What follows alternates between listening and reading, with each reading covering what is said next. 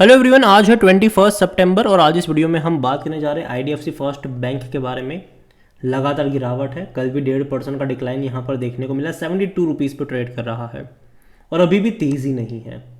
एक महीने में जहाँ था वहीं पर है और थोड़ा सा भी अगर ये अटेम्प्ट करता है ना तेज़ी दिखाने का, वापस से गिर जाता है, फिर अटेम्प्ट करता है, फिर गिर जाता है। अगर आप एक साल का ग्राफ देख लोगे तो 22% का डिक्लाइन है। इनिशियल सपोर्ट 70 रुपये के आसपास ज़रूर है, बात करते हैं वीडियो में इसके बारे में। लेकिन उससे पहले अगर आपने अभी तक चैनल को सब्सक्राइब नहीं किया है तो प्लीज़ अभी इसे सब्सक्राइब कर लीजिए, क्योंकि आगे भी बहुत सारे वीडियोस हैं जो आपको काफ़ी ज़्यादा हेल्प करेंगे।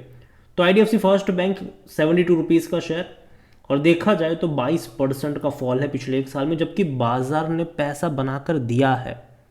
बाजार में हालांकि जो पेन है वो पिछले एक हफ्ते 10 दिन से देखने को मिल रहा है, वरना उससे पहले बाजार ने अच्छा पैसा बनाकर दिया है। तो यहाँ पर अगर आप देखोगे तो अच्छे बाजार में भी ये लगातार फॉल ही दिखा रहा था, तेज़ी नहीं थी यहाँ पर। और ये पहली बार नहीं है, इससे पहले भी अगर आप देखोगे तो इसने एक बड़ी रफ्तार दिखाई थी। आप देखिए यहाँ पर कि 20 रुपये से भाग कर गया था ये 66-67 पर, उसके बाद लंबे समय तक गिरावट आई थी और आधा हो गया था वहाँ से। ये 50% का डिक्लाइन, उससे ज़्यादा का ही डिक्लाइन था, ये आधा हो गया था। लेकिन उसके बाद दोबारा तेज़ी पकड़ी और शानदार तेज़ी पकड़ी, 3 गुना पैसा बना कर दिया इसने। और उसके बाद अभी देखो तो भैया पिछले साल सितंबर से ही यहाँ पर लगातार जो फॉल चल रहा है वो रुका नहीं है। एक साल से गिरावट ही गिरावट है, अभी भी तेज़ी यहाँ पर नहीं आई है। और हाल फिलहाल में हालांकि एक अच्छी खबर ज़रूर आई है इस बैंक के को लेकर कि आरबीआई ने जो इनके एमडी सीईओ है वी वैद्यनाथन, उसका रीअपॉइंटमेंट अप्रूव कर लिया गया है। यहाँ पर इनका जो टेन्योर था वो दिसंबर 2024 में ख़त्म हो रहा था, तो आरबीआई ने इसको और एक्सटेंड कर दिया। हालांकि रिक्वेस्ट आईडीएफसी फर्स्ट बैंक ने ही करी थी। His new term will commerce on 19 दिसंबर 2024, जो कि कंटिन्यू होगा 18 दिसंबर 2027। तो ये एक अच्छी बात है कि चलो भैया मैनेजमेंट अभी भी स्टेबल है यहाँ पर और मतलब टेन्योर बढ़ा है। The reappointment reflects the bank confidence in the V Vaidyanathan leadership which has been pivotal to is the transformation and growth recent year. V Vaidyanathan जो कि भैया इस बैंक को हैंडल कर रहे पिछले लंबे समय से, और उनका विजन या फिर लीडरशिप कह लो, उसने कहीं ना कहीं इस बैंक को अच्छी खासी तेज़ी दिखाई ज़रूर है। और इनके डिपॉजिट्स अगर आप देखो तो वो लगातार बढ़े भी हैं। इन्होंने क्रेडिट कार्ड बिजनेस में भी एंटर करी, वहाँ पर भी अच्छा चल रहा है। लेकिन हालांकि मार्जिन पे दबाव पिछले कुछ क्वार्टर में बना है, क्योंकि खर्चे ज़्यादा हो रहे हैं यहाँ पर। अगर आप इनका ओवरऑल डिपॉजिट्स देखोगे तो 2.09 ट्रिलियन रहा है ऑन जून एंड, जो कि 36% अप है ईयर ऑन ईयर बेस पे अगर आप कंपेयर करते हो तो इसको। और ये एक अच्छी बात है, ये एक अच्छी। और इनका जो रीअपॉइंटमेंट है डेफिनेटली वो एक अच्छी ही बात है यहाँ पर, और उम्मीद करते हैं कि चीज़ें बेहतर हो। लेकिन वॉल्यूम भी देखा तो 4 करोड़ से भी ज़्यादा का देखने को मिल रहा है यहाँ पर। बड़ी क्वांटिटी में ट्रेडिंग तो हो रही है, लेकिन देखो ग्रोथ यहाँ पर नहीं आ रही है, शेयर में तेज़ी नहीं आ पा रही है। 100 रुपीज़ का शेयर था, वहाँ से लगातार गिरा, 28% का फॉल के दिखा चुका है ऑलरेडी। 55,000 करोड़ के आसपास का इसका मार्केट कैप है। बैंक को लेकर देखा जाए तो according to money control user हर कोई कह रहा है खरीदारी करो। देखो पहली चीज़ मेरी ये कि मेरी यहाँ पर बेचने की सलाह तो कतई नहीं है, क्योंकि देखो यहाँ पर आपको टाइम लगेगा लेकिन तेज़ी आएगी, लेकिन बहुत टाइम लगेगा, ठीक है यहाँ पर। और ये मैं कई बार बोल चुका हूँ, अपने कई सारे वीडियोस में बोल चुका हूँ कि अभी ये एक मर्जर से गुजरने वाला है। आईडीएफसी लिमिटेड और आईडीएफसी फर्स्ट बैंक दोनों का मर्जर होने वाला है बहुत जल्दी। डेट अभी तक सामने नहीं आई है और लंबे समय से चल रहा है, ठीक है। और मैंने पहले भी कहा है कि जब तक ये मर्जर कंप्लीट नहीं हो जाता तब तक मैं कोई बहुत बड़ी तेज़ी एक्सपेक्ट नहीं कर रहा हूँ।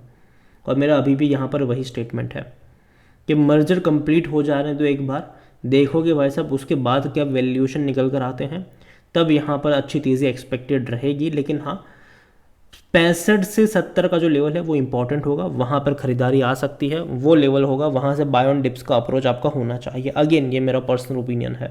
और जहाँ तक बात करी जाए इस बैंक में, तो डिविडेंड अगर आप देखोगे तो पे नहीं कर रहा है, लेकिन शायद 1-2 साल बाद ये डिविडेंड पे आउट करना स्टार्ट कर सकता है।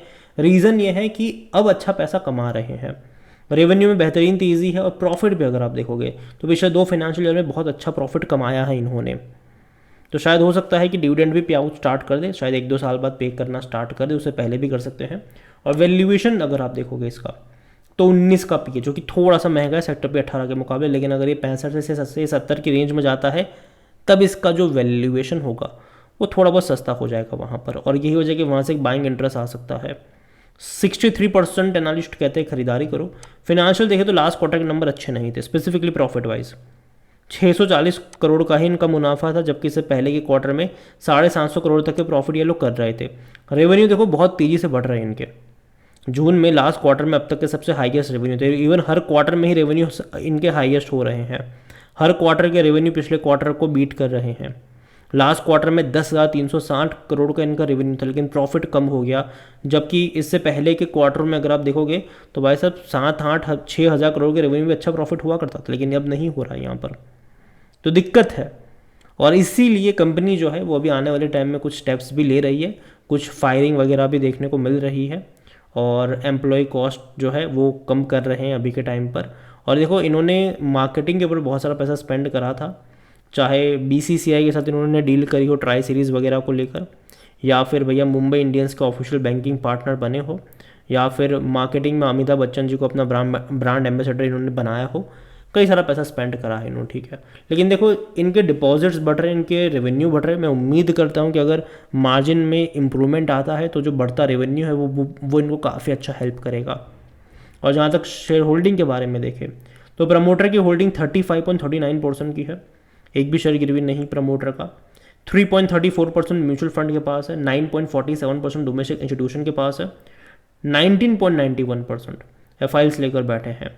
रिटेल और अदर की मिलाकर होल्डिंग जो है वो तकरीबन 31.89% है, जिनमें से 15.64% की होल्डिंग जो है वो रिटेल इन्वेस्टर के पास है, अदर पार्टी 16.25% पर है। ओवरऑल अगर बात करने जाओ IDFC first bank, again bank खराब नहीं है, लेकिन गिरावट यहाँ पर आई है। अब और कितना जाएगा ये मैं नहीं जानता हूँ, लेकिन ये चीज़ ज़रूर है कि अगर 65 से 70 की रेंज में जाता है तो कहीं ना कहीं वहाँ पर एक सपोर्ट मिलना चाहिए, और वहाँ से बाय ऑन डिप्स का अप्रोच आप अपना सकते हो। अगेन मैं यहाँ पर वर्ड इस्तेमाल कर रहा हूँ बाय ऑन डिप्स, ना कि वहाँ पर आप एक बहुत बड़ी क्वांटिटी में शेयर खरीद कर बैठ जाओ और फिर और नीचे जब गिरे तब आप बोलो अब मैं क्या करूँ, नहीं। बाय ऑन डिप्स मतलब ये है कि भाई साहब 65 से 70 की रेंज में जाए, थोड़ी सी क्वांटिटी ऐड करो, उसके बाद हर 10 से 12% के फॉल पर धीरे धीरे ऐड करते चले जाओ लॉन्ग टर्म के लिए, क्योंकि इमीडिएट बेसिस पे मुझे तेज़ी यहाँ पर अभी लगती नहीं है। रीज़न उसका ये है कि जब तक मर्जर कंप्लीट नहीं होगा कोई बहुत बड़ी तेज़ी में यहाँ पर एक्सपेक्ट नहीं कर रहा हूँ, लेकिन जैसे ही मर्जर कंप्लीट होगा उसको दोबारा इवैल्यूएट हम ज़रूर करेंगे, और उसके बाद मुझे लगता है कि शायद तेज़ी एक्सपेक्टेड रहेगी, लेकिन हाँ मर्जर कंप्लीट होना चाहिए। अगेन ये मेरा पर्सनल ओपिनियन है, कोई भी इन्वेस्टमेंट एडवाइस नहीं है। ये वीडियो को यहीं पे एंड करता हूँ, पसंद आया हो तो लाइक करो, शेयर करो, चैनल अगर आप पहली बार हैं तो प्लीज़ सब्सक्राइब करें, और आईडीएफसी फर्स्ट बैंक के बारे में आप क्या सोचते हैं वो भी आप मुझे कमेंट में लिख के बता सकते हैं। Thank you.